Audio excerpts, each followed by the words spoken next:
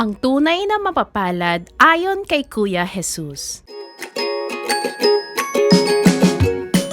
Ang mabuting balita ng Panginoon ayon kay San Mateo. Noong panahong iyon, nang makita ni Jesus ang napakaraming tao, umahon siya sa bundok.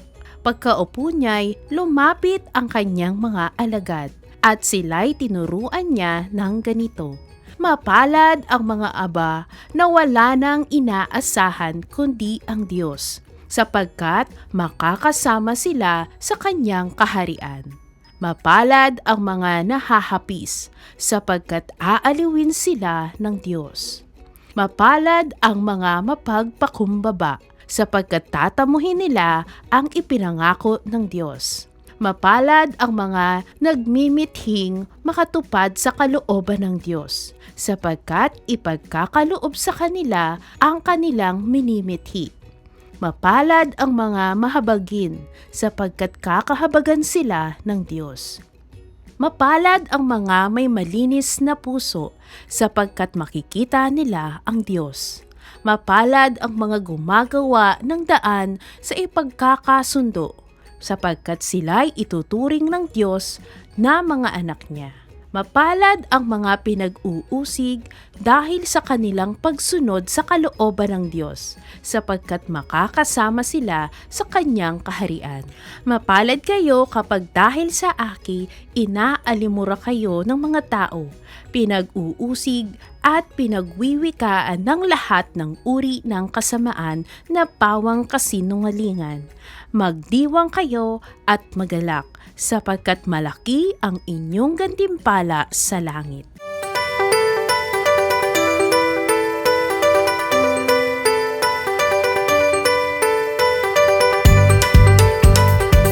Hello mga bata! Para sa inyo, kailan nyo nasasabi na mapalad ka? Ngayon, tayo ay nasa ika-4 na linggo sa karaniwang panahon. Maririnig natin ang aral tungkol sa mga taong itinuturing ni Kuya Jesus na mapapalad. Karaniwan na iniisip natin na kapag sinasabing mapalad tayo, ang ibig sabihin nito ay swerte.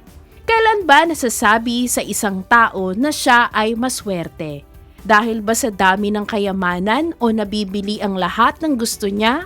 O kaya naman ay ang pagiging sikat?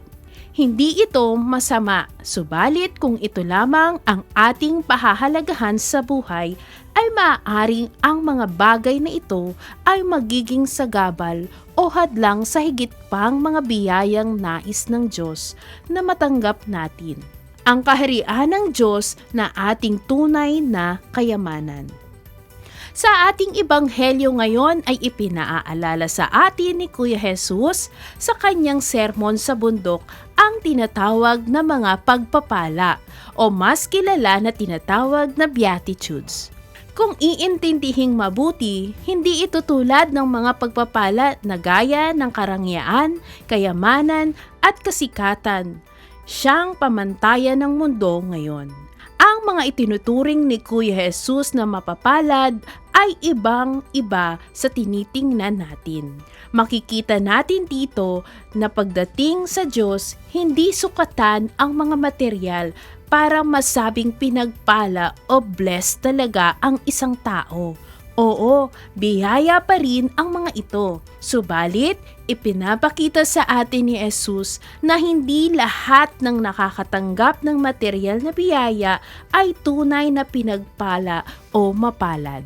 Mga bata, lahat tayo ay tinatawag ng Diyos na maging mapalad. Ang mata mo ang tunay na kaligayahan at mapabilang sa paghahari ng Diyos. Ang mga mapalad o Beatitudes sa pangaral ni Jesus ay ang daan natin upang makamit hindi lamang ang mga blessings sa lupa, kundi ang kaharian ng langit. Kaya naman, mas pagsumikapan pa nating makamit ang kayamanan sa langit. Umasa at magtiwala sa Panginoon kahit sa kabila ng mga paghihirap at pagtitiis, alang-alang sa pagsunod sa kalooban ng Diyos, anuman ang mangyari, ito pa rin ang tunay na maswerte, tunay na bless o tunay na mapalad.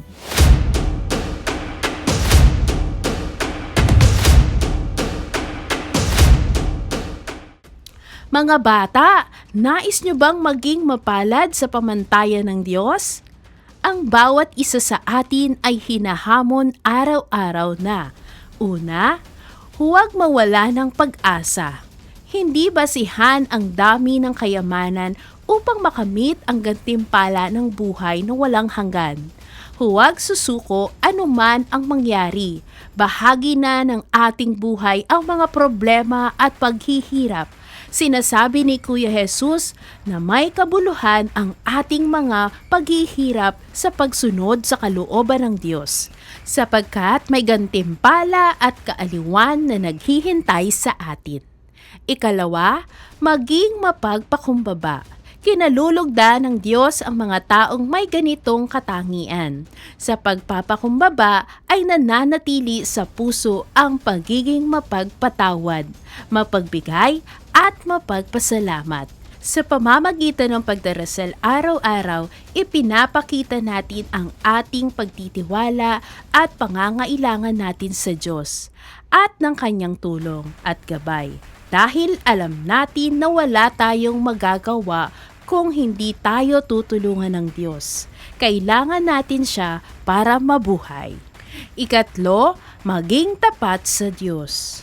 Tunay na pinagpala ang mga nananatiling tapat sa Diyos. Sikapin nating maging tapat hindi lang ngayon o bukas, kundi araw-araw. Nagiging tapat tayo sa Kanya kung tayo ay nagdarasal. Gumagawa tayo ng tama at mabuti, lalo na sa panahon na tayo ay naghihirap o dumadaan sa pagsubok, gaya ng sakuna, problema, kalungkutan at sakit. Sikapin natin na sa kabila nito ay nananatili pa rin tayong tapat sa Kanya dahil ito ang kalooban ng Diyos para sa atin.